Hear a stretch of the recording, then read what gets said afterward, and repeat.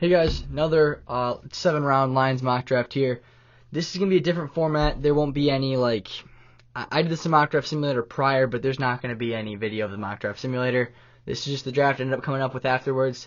PFF kind of went Hollywood on us and made it basically if you want to do anything more than 3 rounds or any trades or anything, you have to have a subscription. The Draft Network did the exact same thing. And after that, I found a couple different sites, but there's just so much clutter with ads and stuff. I just thought it'd be kind of ugly, so I instead will be taking it upon myself to make little graphics for these picks. Please kind of go with me as we do this here. I'm just trying to make sure I get the best content to you guys possible. But with all that being said, you guys don't care about that. Let's just jump right into the 7-round Detroit Lions mock draft. Let me pull it up here. Alright, round 1, pick number 6. This, just to remind you guys, this is done in a mock draft simulator. So there's a pick you don't think would be there. Maybe a guy took too high or too low or whatever. This is based off of a mock draft with their big board, with their simulation. Just putting that out there. So round 1, pick 6. This is an amazing pick, I think, personally, just pure talent-wise. But, there's going to be question marks. And I want you guys to know, I know people are going to probably comment down below, this isn't a Dan Campbell guy. I would agree with that, honestly. I just think that the talent in all of these things I've been reading, a lot of credited sources and news, reporters and beat reporters have linked him to the Lions at 6. If you guys haven't guessed, it's Jalen Carter, the defensive tackle from Georgia. Absolute freak player. When I went and evaluated him, you can go check out my Instagram at Undercenter Productions. I made a evaluation for him on there, and I think I gave him a 9.6 out of 10, which is the highest grade I've ever put on a defensive lineman. So yeah, he's amazing. He's got a little bit of everything. The power, the speed, the athleticism. Everything on the field is 110% there. I don't see this guy being a bust in terms of his raw ability and talent. The one question mark we have is what is going on above the shoulders.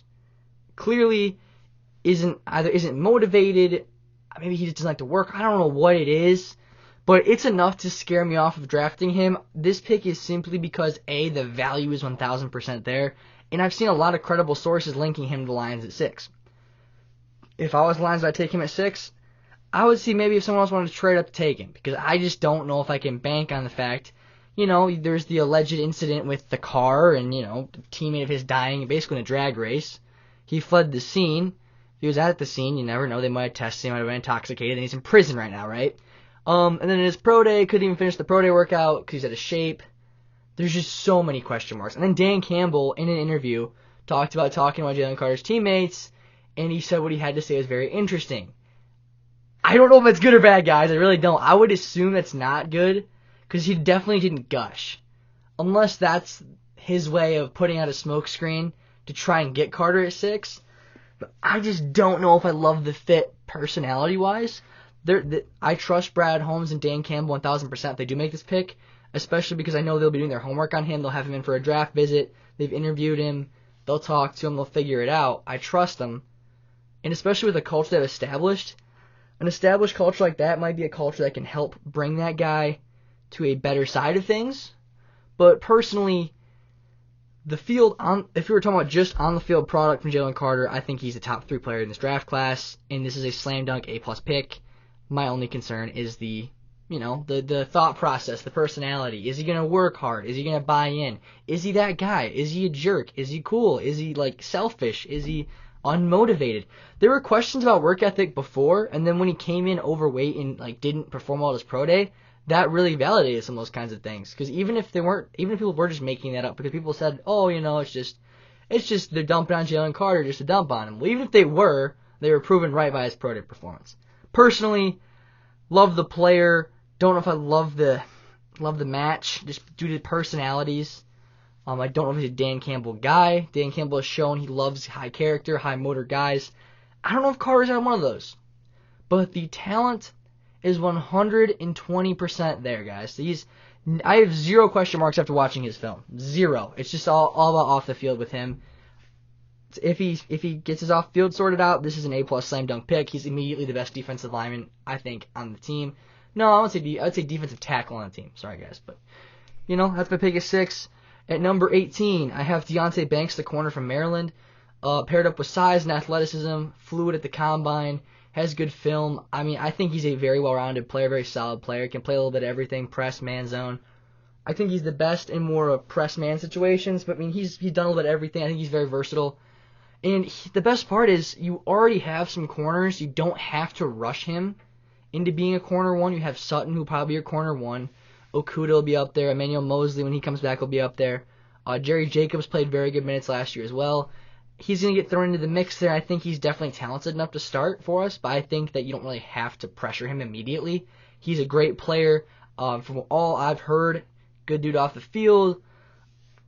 I like him. I think he's super underrated. He's not getting the hype he deserves. I think top 15 is definitely realistic. I don't know. I'd say between 12 and like 18 is a great range for him. I honestly wouldn't be shocked if Pittsburgh took him before us. But like the player, like the pairing, I really like that pick at 18. Developmental corner, who I think is really well on his way to being a very good corner in the NFL. Round 2, pick number 48. Again, this is the simulator, guys. He was there. He probably won't be there in real life, but hey, he's there. I'm making the pick. It's Darnell Washington, the tight end from Georgia. And for everyone saying, oh, we don't need another tight end, I understand. But with the Lions putting so much emphasis on their run game and their offensive line and their running backs and running the ball, they don't have a fantastic blocker. Brock Wright's okay. He's not bad at all. This guy comes in day one, and he is the 6th. According to Daniel Jeremiah, if you guys don't trust me, trust him. He's the best in the game. Daniel Jeremiah said he's like a 6th offensive lineman day one, can contribute to the NFL as a dominant run blocker. This man is 6'7", like 270 or whatever he was at the combine. Ran well, looked really good in all the positional drills, had some freaky athletic catches. There is no doubt in my mind, no safety in the NFL can cover this guy. So as the receiving game comes and he develops there, he'll step in day one and immediately contribute in the run game, and I think be very good at it. And I still think he'd probably be our better receiving tight end, him or James Mitchell probably. I mean, Shane Zylstra's there, but the Lions need to look at addressing tight end at some point in this draft or in free agency still, because while I don't mind who they have on the roster, unless they think James Mitchell's going to come on year 2, I don't think you have a guy there. You need a guy in... Darnell Washington is a absolute specimen. Love Darnell Washington, love his tape, plays with intensity, physicality, and I mean, he's not, like I said, people will say he didn't have the best production. He played behind the best tight end in college football, and Brock Bowers, right? Yeah, I think. So, point is, very underutilized at Georgia because of the fact he's playing behind a very good tight end, and still managed to contribute and have some really, really good plays at Georgia, having an amazing combine. I'm all in. I think he's a freak athlete, but he's also a menacing run blocker, and that's something the Lions could use. Throw in there. Got Jamal Williams. Sorry, Jamal. You got David Montgomery, DeAndre Swift. That offensive line, an awesome tight end. I mean, I think that is a great pairing for that run game. It's really going to help it in the long run, I think. So, really like that pick there. At round 2, pick 55, I have Jack Campbell, linebacker from Iowa. This dude is the true Mike linebacker of this draft class. I really like him. I know a lot of people have had mixed opinions. Honestly, I had mixed opinions too until I watched this film from this year. I think he's improved from his film from last year. Had a great combine. Listening to the guys at PFF, they're pretty high on him too. He's the only true Mike linebacker in this draft class. Maybe besides Henry To'oTo'o from Alabama. I like him better than To'oTo'o. Has better instincts. Sorts through things better. He plays downhill, physical linebacker. Dan Campbell's going to love him in interviews. Team captain kind of player at Iowa. On all accounts, good dude off the field. I like it. I like the pick there. He is a guy that will definitely start playing Alex Anzalone at some point. And I don't think Alex Anzalone is the type of guy that specifically has to play Mike. I think he can play a little bit all over the place in that defense because he's athletic-ish and he covers decent. But if Alex Anzalone is your linebacker moving forward, we have an issue. This dude is a bona fide stud. I'm so excited to plug a guy like that into our defense, a young linebacker with a lot of upside and talent. Round 3, pick 81, we got Joe Tippmann, the interior offensive lineman from Wisconsin. I know a lot of people will say, oh, he might not be there at this pick. In almost all my PFF mock drafts, and then this one too, he's almost always there at 81. I'm not saying he might not be there, but him, Luke Whippler, one of those type of guys will be there, I think. Joe Tippmann, athletic offensive lineman, played at Wisconsin. Wisconsin offensive linemen have a resume that speaks for themselves. Very talented guy, had a solid combine performance. Good athlete. I mean, I will say, especially watching like zone plays and on like poles and stuff, looked very good. I think can play center or guard with his versatility. just a really good player. I mean, I think a guy that could definitely plug in day one type. I mean, he's like that Jonah Jackson mold of guy that you take in the third round. You can expect him to play day one, I think, and be pretty solid, to be pretty productive, honestly. But just a guy that will address that right guard issue. Right now, I don't really think they have one. It's Graham Glasgow, I guess. They lost Evan Brown. They're probably going to cut Hal Vaitai to save that money. Right now, I think you're looking at you need another interior guy or two. I do address both interior spots in this draft class because this next pick is going to be a heck of a value if you ask me. And at this next pick, it is round 5, pick 153. I have Andrew Voorhees.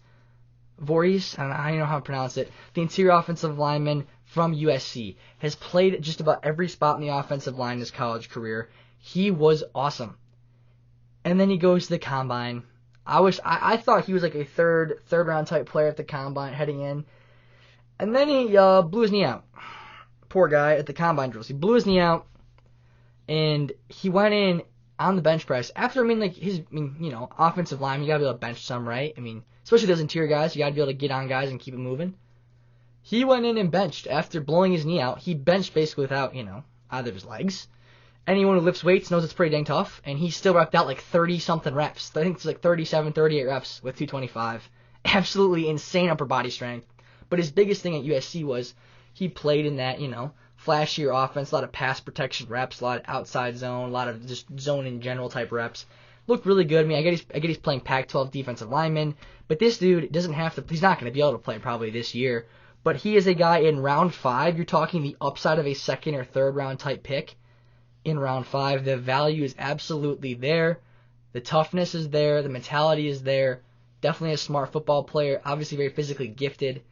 And he just caught a bad break, and I think that I don't want to say you can just use that to your advantage because you hate to see that happen to someone, but the Lions can definitely use that to their advantage and pick up a quality second, third round type interior offensive lineman at a position of need, set him for a year, and if Jonah Jackson wants a payday, maybe this is your guy that plugs in.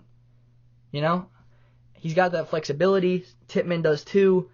Tippmann can play center guard. He can play, I'm pretty sure, guard tackle. Two very versatile young guys to plug into that offensive line room. And there you go. You got very inexpensive options that can replace the production left by guys like Evan Brown and Hal Vaitai. And possibly Jonah Jackson, because I think he's going to want a lot of money, and I don't know if they're going to pay him. So, call me crazy for taking 2 interior offensive line back-to-back. I think the value is absolutely there in both. Okay, round 6, pick 183. Someone commented this in my last mock draft, and I would 100% agree. They said it should be Bryce Wheaton, the wide receiver from West Virginia, top of the 6th, and it's exactly what I did. Pick 183 out Bryce Wheaton, the receiver from West Virginia, height, weight, speed monster. My only concern is his hands. He doesn't have the best hands. He body catches a lot. Kind of reminds me of the issues they used to have with Marvin Jones in Detroit. A lot of body catching, but the physical traits are absolutely there. He's a guy that's not going to have to play a ton for a year one, but he's a dude if he does have to play. I mean, he's got the skill set. He's big, fast, athletic, runs decent routes, and he's going to absolutely challenge anyone vertically just because he's so big and athletic. I think that he's more of a developmental type player, but at the top of the 6th round, what are you looking for? You're looking for a guy with developmental upside, and he checks every box. Watch his combine, very smooth athlete, and he ran a blazing 40 and has a pretty good college production. Again, he played in the Big 12 against Big 12 DBs, but still looked very, very impressive. I really like this guy. He's kind of a guy I'm starting to pick up on here as the picks go by and as the days go by. But I think that another guy I really like has been A.T. Perry, the big receiver from Wake Forest. So he's another guy, big, athletic. I like his hands better, a lot stronger at the catch point, if you ask me. I'm taking these two guys over like a Rashee Rice at this point. I think Rashee Rice, definitely a good contested ball guy, but he's a guy I think gets a little bit too much hype. Doesn't run the best routes, isn't the most athletic. And at the Senior Bowl, he really didn't have the best week in terms of the one-on-one drills, especially like those contested catches and those contested plays. That's his strength, and he really didn't run any crazy good routes or get a ton of separation. Kind of reminds me of Kenny Galladay. But this dude, Bryce Wheaton, has the explosiveness, the speed to definitely, I think, create good separation at the NFL level. Definitely more of a developmental guy. Definitely a solid pick, though, in my opinion. Last pick, round 6, pick 194, we got Ivan Pace, the linebacker from Cincy. I personally think he'll go higher than this, but this was a pick on that mock draft, so 100% going to make it. A dude who at middle linebacker at Cincinnati last year had like an 87 or 88 pass rush grade. I think he profiles more to the outside at the NFL level. Pretty explosive little athlete, not the biggest guy. Kind of reminds me of Malcolm Rodriguez when you watch him play sometimes. I think just more of a pass rusher than Rodriguez was in college. This dude, smart football player, played a lot of games in Cincinnati, a lot of reps through him. I think he's a guy that immediately contributes A, on special teams, and B, will just be a freaky little athlete you can throw in on pass rush packages. And I think to give another guy to Aaron Glenn to play with and put in different pass rush packages. You saw they did with James Houston last year with those little packages. Houston was the same kind of player at Jackson State. Played a lot of off-the-ball linebacker, played a lot of edge, and they knew how to use him. So I'm wondering if this isn't the same type of player with more upside to be an off-the-ball linebacker. So that's my mock draft, guys. Let me know what you think down below. I think the picks that I would definitely look at changing. I think that Jalen Carter, definitely a pick that I would think about changing, either trading out. I had him taking Will Levis last mock draft, and no one liked that, and I get it. I completely understand. But I don't love picking Hendon Hooker. I've seen a lot of people suggest Hendon Hooker in the second round. I don't think he'll make it to the second. I think a lot of people have him going higher now. I think he's climbing not mock drafts. I think he's climbing big boards pretty fast for teams.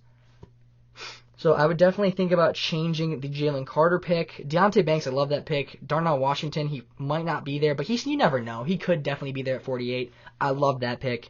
Jack Campbell, love that pick. Joe Tippmann and Andrew Fahories, I don't regret either one of those picks. I think they're both very, very quality interior offensive linemen and both address needs in the future and today. Especially with Tippmann, he could definitely, I think, play this coming season. And Fahories might even be better long term, you never even know. So, Bryce Wheaton, good developmental receiver. Like I said, there's other guys. Cedric Tillman from Tennessee was another guy I was tossing around like the third round there. Instead of taking Tippmann, take him. I thought the interior offensive line was the bigger need, and I did not know Fahories would be there in the 5th round. So, took him. But, I don't know, Ivan Pace in the 6th round I think is another guy. I think he'll go off the board earlier than that. But hey, when the picks are on the board, there's only so much I can do. I gotta make it realistic, but at the same time, if they're there, you can't ignore the talent. So, guys, thank you so much for watching. I will see you in the next one. Hopefully another mock draft coming very, very soon. The NFL draft is only in like 3 weeks. So, hoping to get, this is 2 point, hoping to get 3 more mock drafts out there. We explore maybe some trade backs, maybe a quarterback at some point. I've seen a lot of people suggest DTR. Don't know if I love that or hate that yet. I need to watch some film. But, I will toy around with the idea of taking a quarterback. I think Kalijah Kancey will be another popular pick for me at 18. But, we'll see what happens. A lot of stuff's going to happen here in the next couple weeks, especially because the draft is coming so fast here, guys. It's going to be a lot of news, a lot of ups and downs on draft boards. You saw how fast Trevon Walker went like 2 weeks from being a late first, like a number 1 overall pick type candidate.